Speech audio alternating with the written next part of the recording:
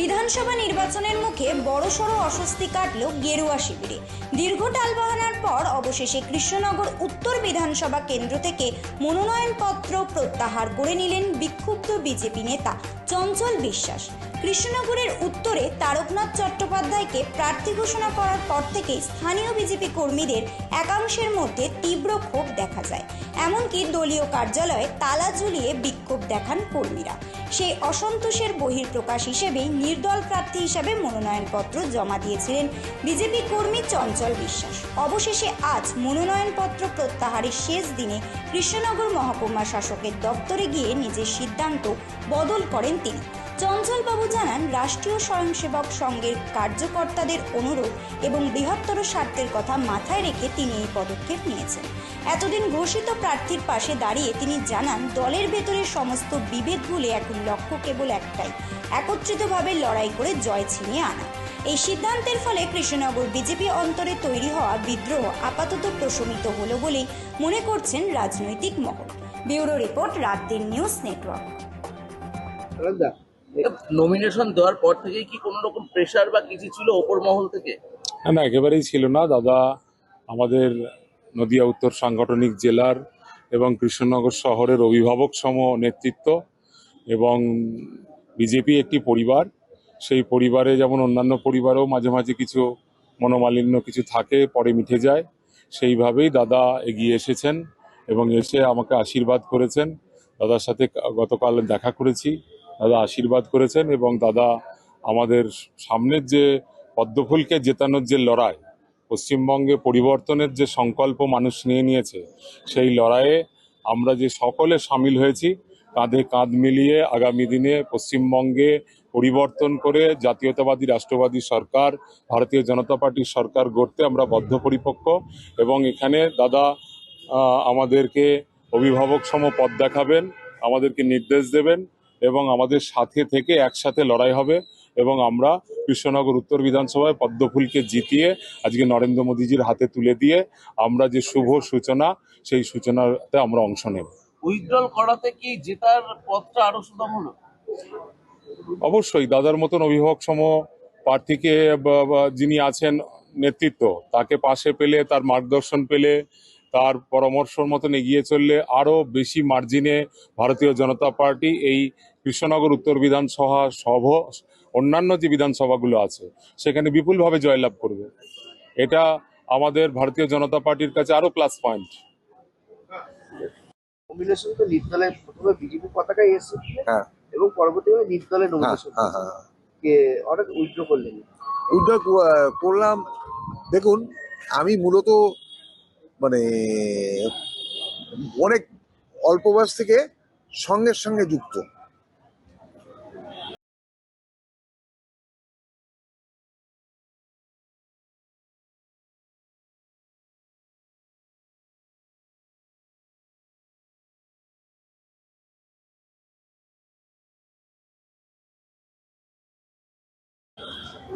রাষ্ট্রীয় স্বয়ংসেবক সংঘের সঙ্গে যুক্ত।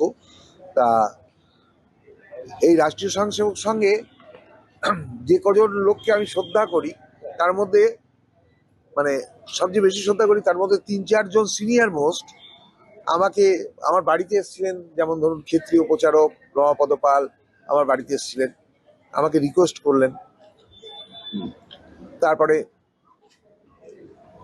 বরিষ্ঠ কার্যকর্তা অদ্বৈত চরণ দত্ত, উনি আমাকে রিকোয়েস্ট করলেন। তারপরে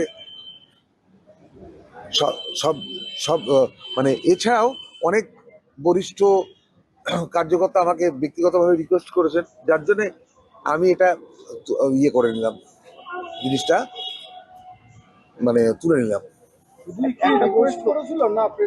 না, প্রেশার না, ওনারা সন্ন্যাসী তুল্য মানুষ, ওনারা প্রেশার কাউকে দেন না, ওনারা অনুরোধই করেন।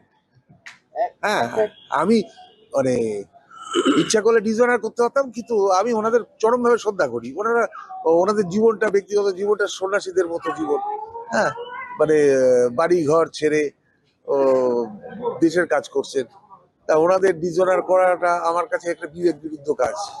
একটা বিষয়, আপনি তারক চ্যাটার্জির নামে তো বলেছিলেন যে তার বিরুদ্ধে আপনি মানে বিভিন্ন দাবি দাবা তুলে আপনি বলেছেন যে উনি প্রার্থী হয়েছেন, তাই আপনি হ্যাঁ, আমার আমি বলছি তো আমার প্রথমে পছন্দ ছিল না। এইবার দল যদি সিদ্ধান্ত কোনো নেয় তাহলে আপনি সেই সিদ্ধান্ত রাজি আছেন। এই আজ আজ আজ- আজ তারেক চ্যাটার্জির সঙ্গে নমিনেশন উইথড্র করলেন। এইবার একটা কথা বলি শুনুন, আমার সবসময় যে আবার ইচ্ছা অনুসারে হবে বা সবার ইচ্ছা অনুসারে হবে এমন কথা নয়। তা কিছু কিছু ব্যাপার থাকে যেগুলো মেনে নিতে হয়, তা আমাকেও মেনে নিতে হয়েছে। এই তারেক চ্যাটার্জির সাথে কি প্রচার করবেন? হ্যাঁ, নিশ্চয়ই প্রচার করবো।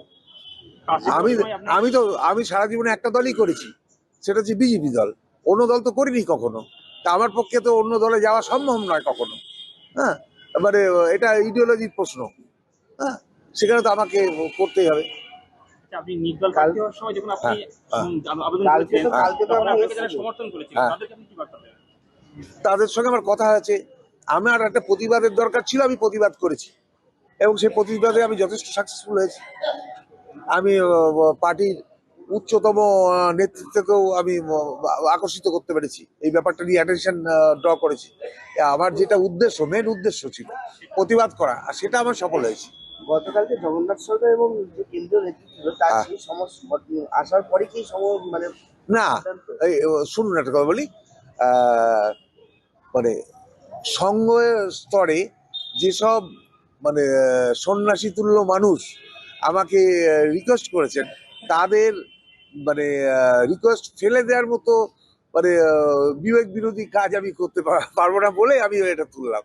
মানে মানে আপনারা কখনোই ভাববেন না যে শুধু ওই পলিটিক্যাল লিডাররা আসলো বলে আমাকে আমি তুলে নিলাম, সেটা ব্যাপার না।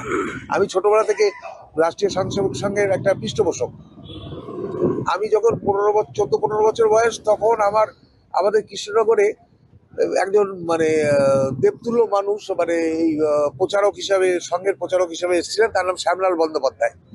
উনি তৎকালীন উচ্চশিক্ষিত মানুষ ছিলেন এবং খুব ভালো বংশের ছেলে, এবং মানে খুব কষ্টের মধ্যে এখানে এই রাষ্ট্রীয় স্বয়ংসেবক সংঘের মানে মোটোটাকে প্রচার করেছিলেন এখানে এই কৃষ্ণনগরে তৎকালীন দিনে যুব সমাজের কাছে।